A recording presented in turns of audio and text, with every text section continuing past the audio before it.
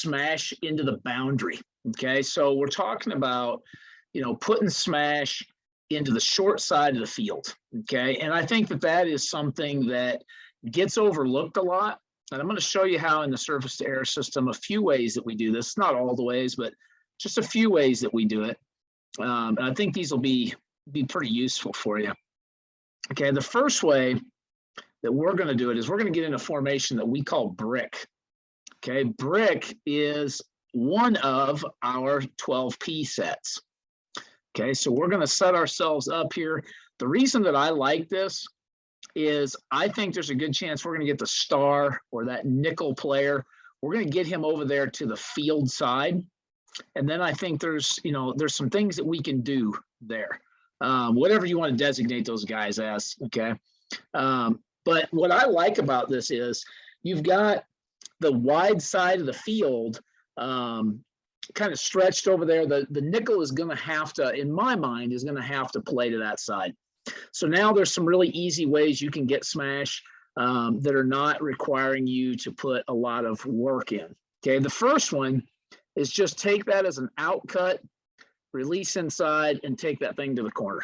Okay, really easy, really simple, but we do a lot of stuff where we run the football out of this set. And so that's the first problem is they're in a too high safety set. They've got some problems there, but if they get into one high, obviously there's a whole multitude of other things you can do. What we're going to do on the field side is a little bit unique. We're going to build, if we're going to stay in the pocket, we're going to shake this corner route.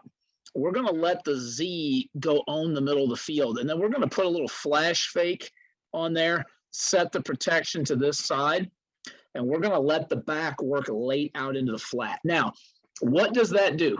Well, let's get another color here. We're probably going to have the nickel. You have to get back down on that flat route late and assume that. Otherwise, we got to check down to our best athlete and things are easy. Okay, we're going to get a high-low pretty darn late on that corner. So we're assuming the nickel's going to get pulled. We're assuming the corner is going to be out of the equation. Now the safety's got to go match that route. Okay, well, when he starts matching that route, it gives us some other options. We can do some other things over here. Okay, and let me take you through a couple other options that you've got. A couple other ways that you can smash into the boundary. We can take this thing and we can put ourselves back in that brick set. Okay, put ourselves back over here, and we can start playing games with and distorting how the defense is going to relate to that. So let's just put them back in the exact same structure. Okay, we're going to assume they're going to play it the same way. All right, now we get to do some kind of neat things here. We can call a couple different things. We can call smash on the front side again. Let's just keep it simple. Okay, we're going to run that out route in that corner. Okay, and now we can make a switch call over on the field side. Well, that switch call would mean we're going to take the corner route right there, and we're going to bring the X inside, just like his shake route looked last time, and then we're going to build and we're going to take that to the field. Okay, so that gives us another chance to get kind of that pipe route down the middle of the football field. Okay, and give ourselves some more options. So that's another little wrinkle you can play with right there. Okay, you can also start tagging some people. You can leave the smash concept in place over here, and you can get an under tag right there with the H. Now fake the back and bring him over to complete the smash concept. And now you've got that sort of thing going right there. Again, just distorting and changing how that thing looks. I think another really easy answer, staying in that same structure, is you could actually call smash to the field.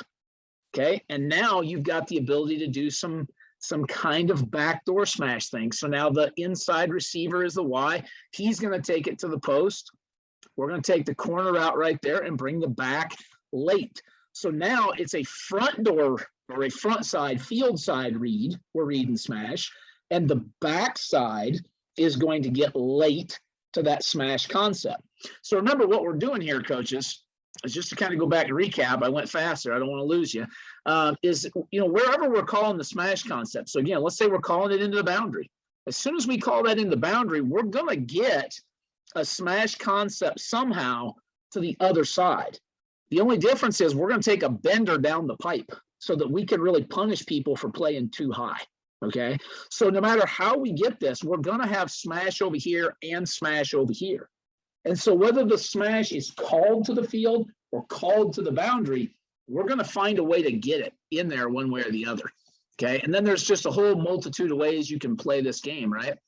Let's say that you want to get a switch call. There's your smash, but we're going to put an X under tag on it. Okay. Then you could bring the Y back up here and we could mesh right there. Okay. And now we can just signal the back one way or the other. The opportunities are almost infinite.